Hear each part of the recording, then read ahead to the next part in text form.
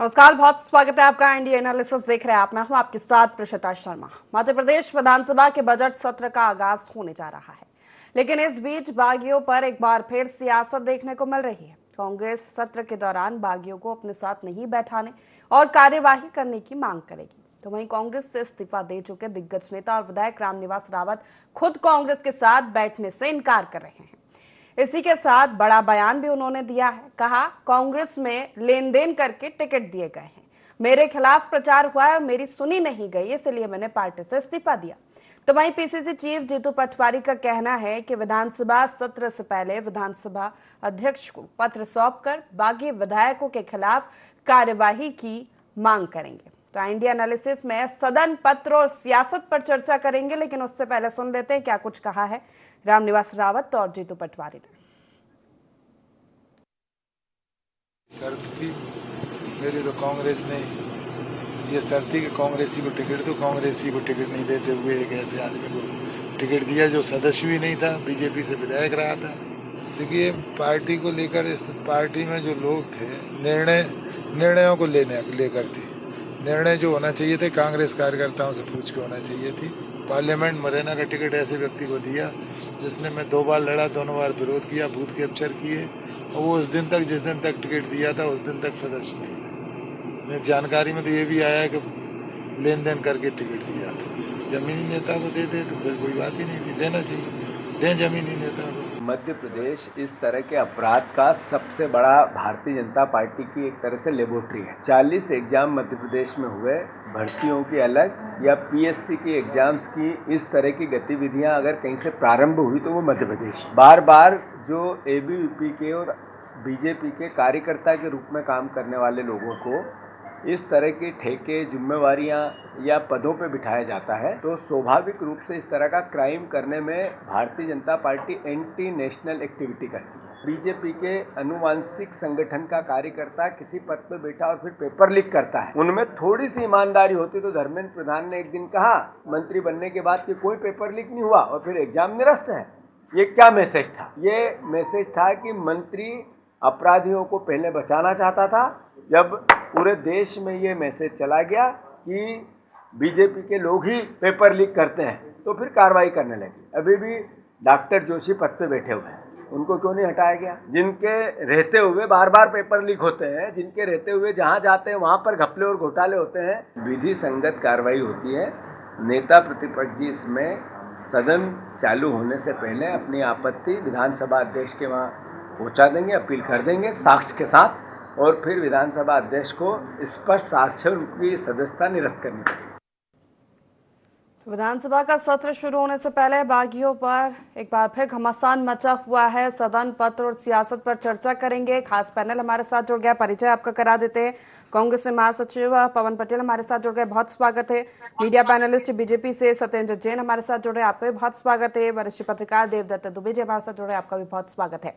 पवन जी, सबसे पहले सवाल आप ही से है कि रामनिवास रावत का एक तो बड़ा बयान सामने, एक बड़ा आरोप वो कांग्रेस पर लगा रहे टिकट के लेन देन को लेकर।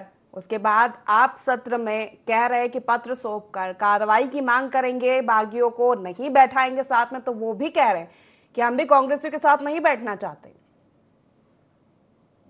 अब ये बताइए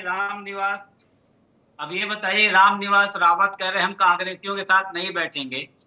हमें बड़ा समझ में नहीं आता कि अपन किस तरह के मुद्दे इस प्रदेश में इस समय आ रहे हैं।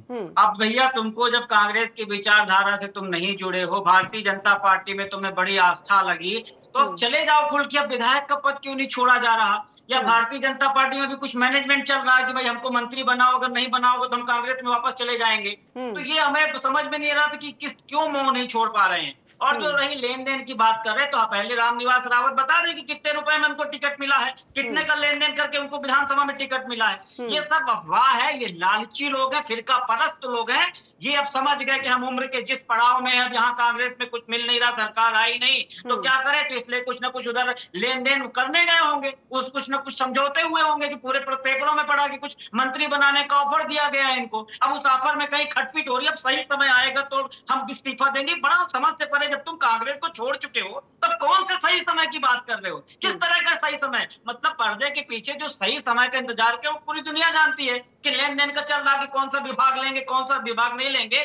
जो पिछले इतिहास में देखने को मिला, भारतीय जनता पार्टी जिस तरह का लेन देन करती है, उन्हें अपने कामों पर विश्वास है नहीं।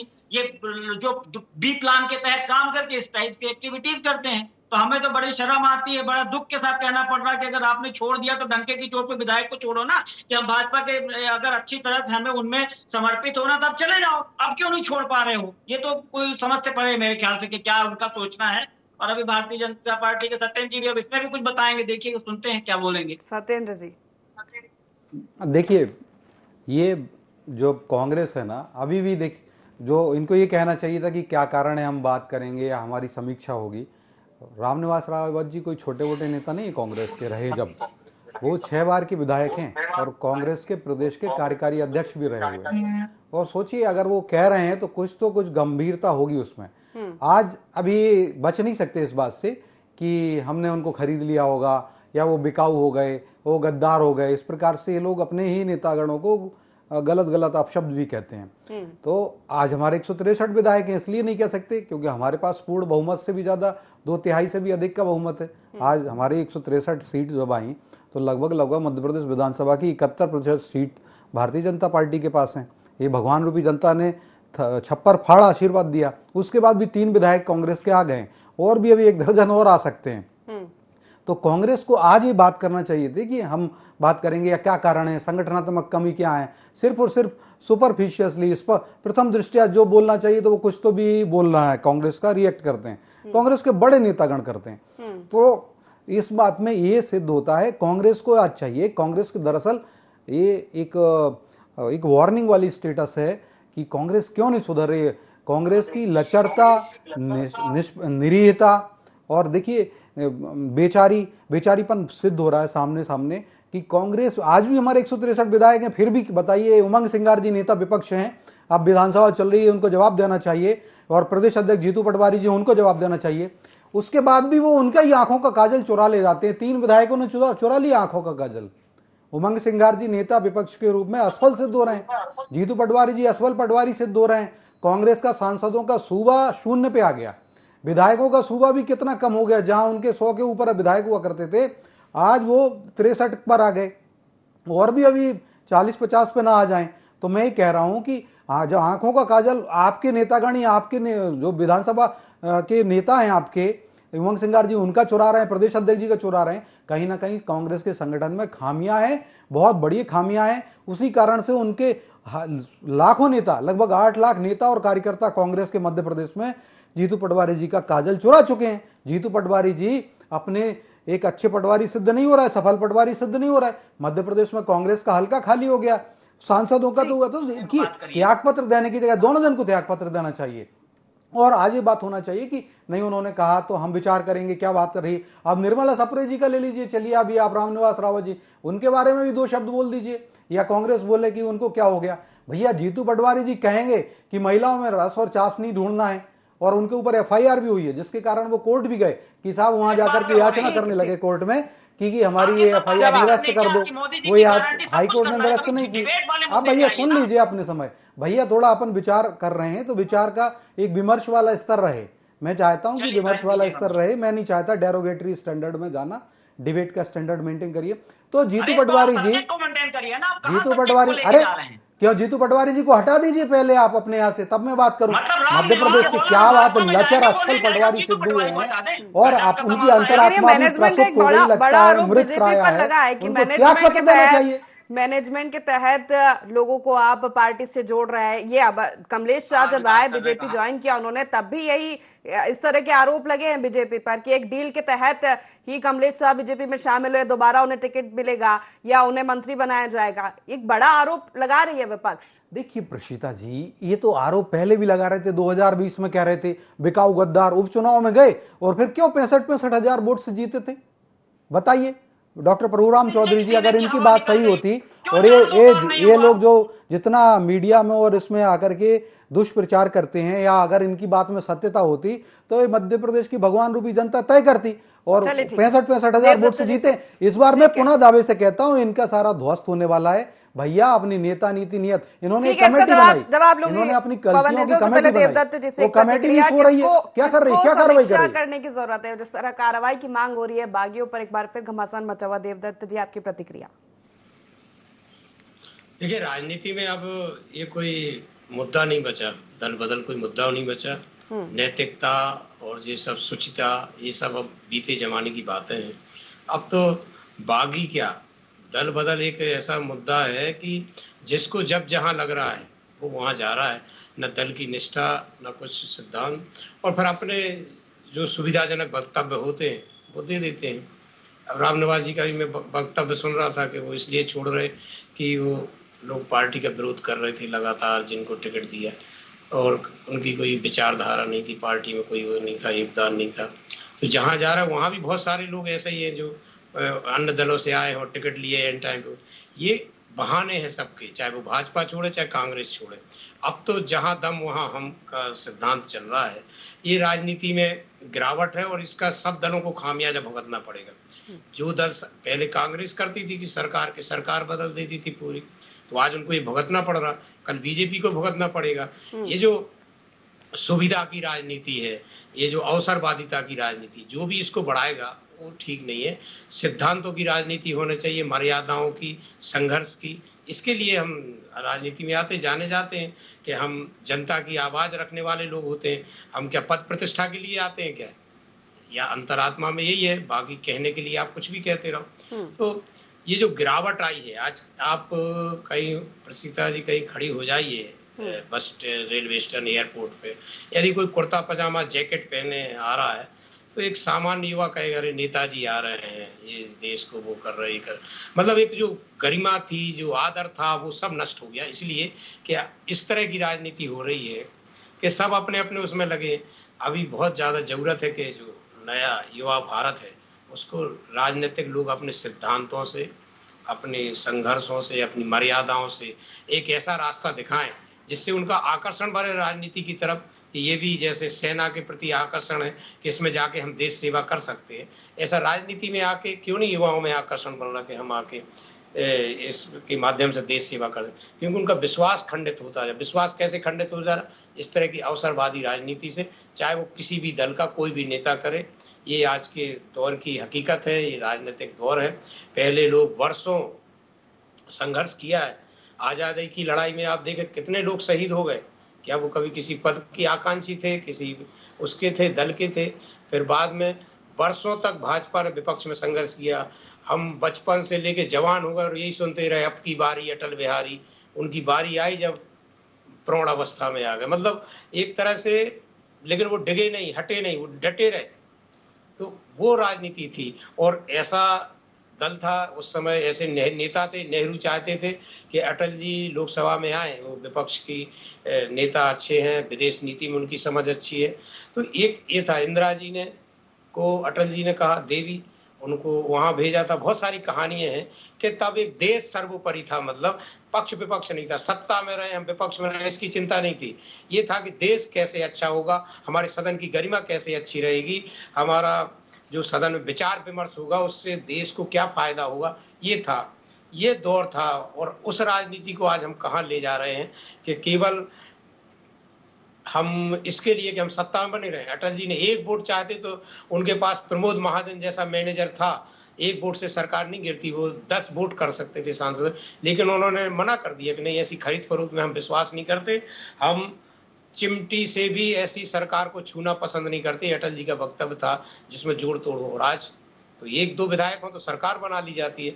तो अब दौर है कि सबको ये सोचना चाहिए कि राजनीति से विश्वास बना रहे आम जनता का, युवाओं का आकर्षण बढ़े। हम केवल बातों में, वक्तव्यों में नहीं, यथार्थ में कुछ तो सोच लें कि देश हमें देता है सब कुछ, हम भी तो कुछ देना सीखें, कुछ ऐसा तो करें। केवल इसलिए कि हम बयानों में, हम वक्तव्यों में तुम्हें नीचा दिखा देंगे, हम तुम्हें परास्त कर देंगे, हम तोड़ लेंगे, हम सरकार बना लेंगे, हम चुनाव जीत लेंगे, शराब बांट देंगे, बूथ कैप्चरिंग कर लेंगे, ये क्या है? इसके लिए क्या है? इसके लिए क्या देश के लोग मरे खपे, फांसी पे चढ़े, हंसते हंसते जेलों में सड़ गए, मर गए, पीढ़ियां खपा दी गई, इसके लिए कि आप ये सब करोगे?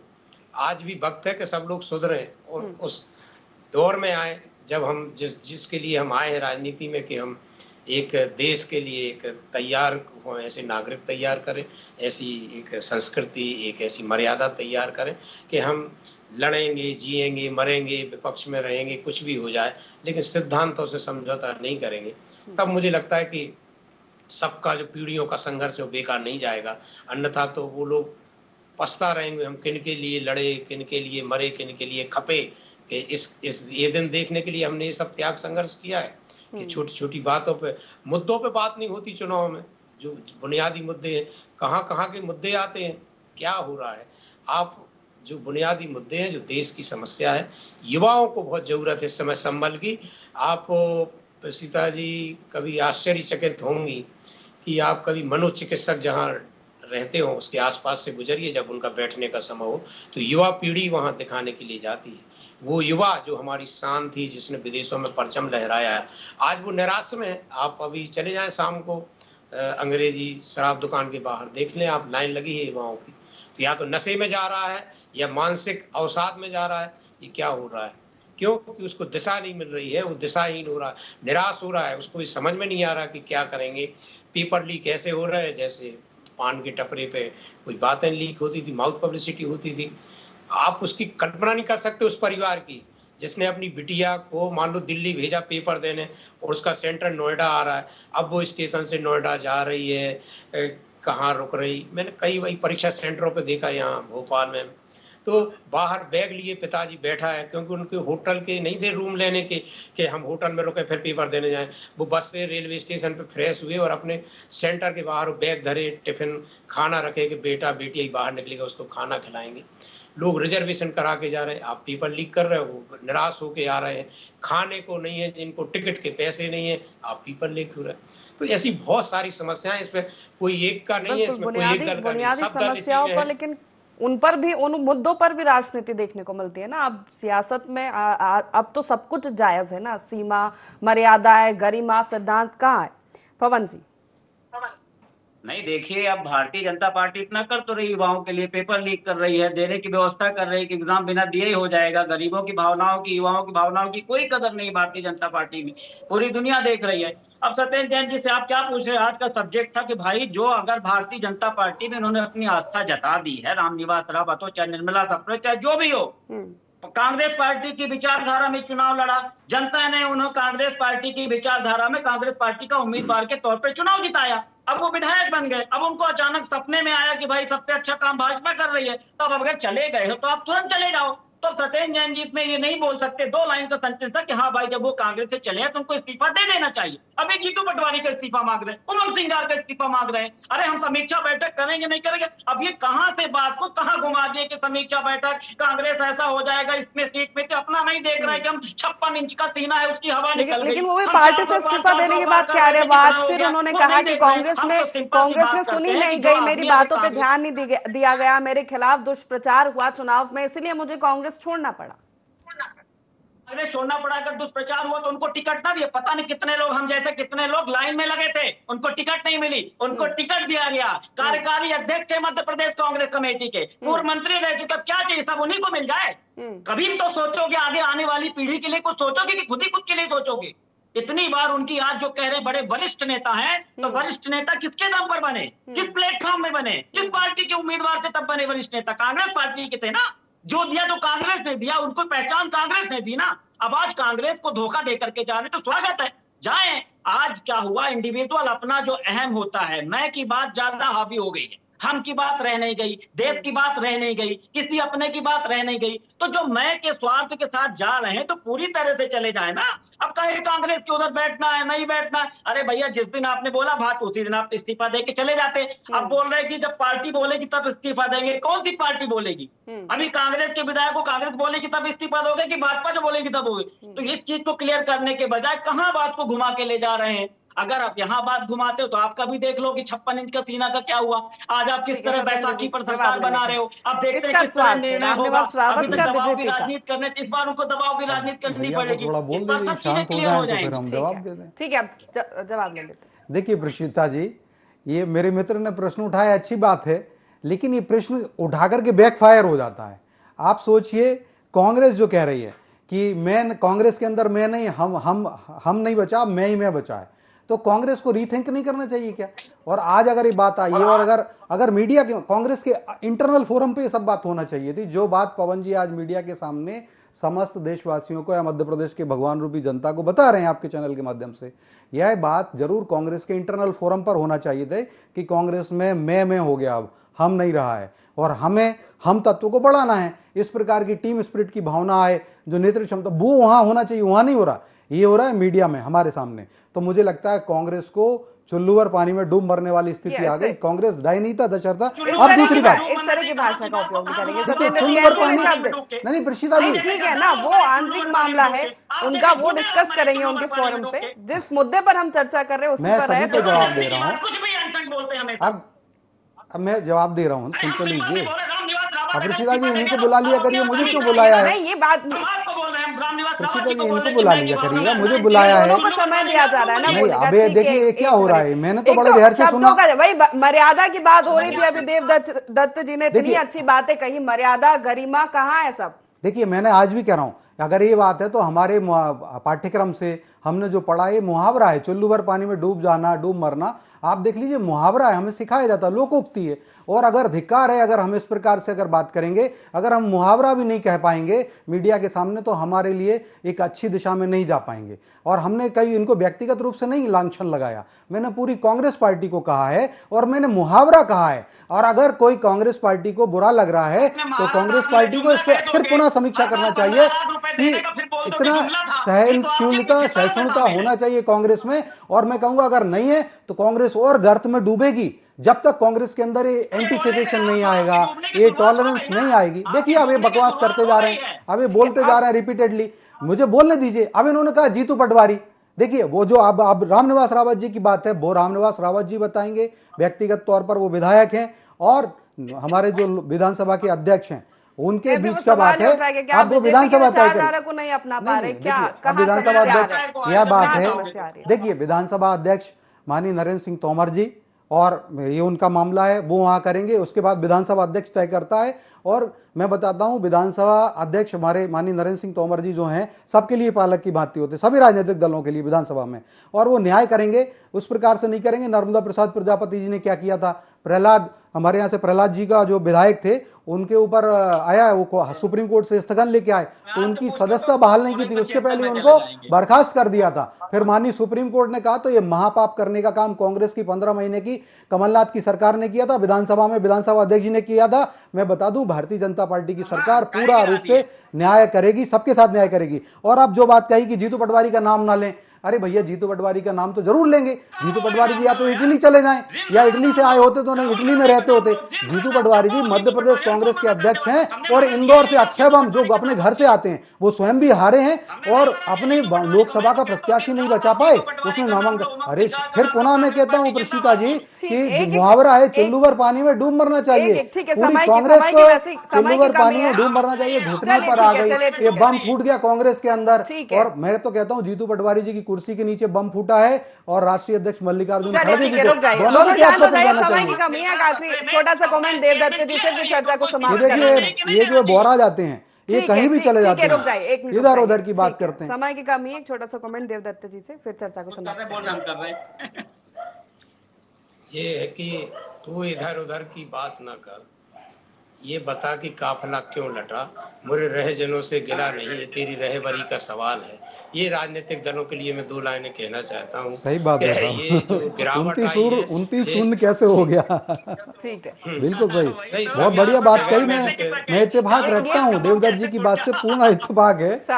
काफिला कैसे लुटा कांग्रेस का, वही तो मैं कह रहा हूँ। महत्वपूर्ण बात मैंने शुरुआत में कहती कि सियासत में अब जो है वो गरिमा, वो मर्यादा था, वो सिद्धांत की राजनीति बची नहीं। ठीक है, समय की कमी। बहुत शुक्रिया आप तीनों मेहमानों का हमारे साथ इस चर्चा में शामिल होने के लिए। तो सदन सत्र की तैयारी हो रही है, लेकिन उसी के पहले यहां पर हंगामा भी शुरू हो गया है बागियों को लेकर। एक तरफ जीतू पटवारी का बयान सामने आया, उनको कहना है कि बागियों पर कार्रवाई हो, इसको लेकर वो पत्र सौंपेंगे। तो वहीं रामनिवास रावत ने बड़ा आरोप कांग्रेस पर लगाया है, कहा कि मेरी सुनी नहीं गई इसलिए मैंने पार्टी छोड़ी। वहीं विधायकी से इस्तीफा देने पर भी उन्होंने कहा है कि जब समय आएगा तब दूंगा, लेकिन देखना होगा कि इस मुद्दे को लेकर सत्र में कितना हंगामा होता है। फिलहाल एनालिसिस में इतना ही। आप बने रहिए IND24 के साथ। नमस्कार।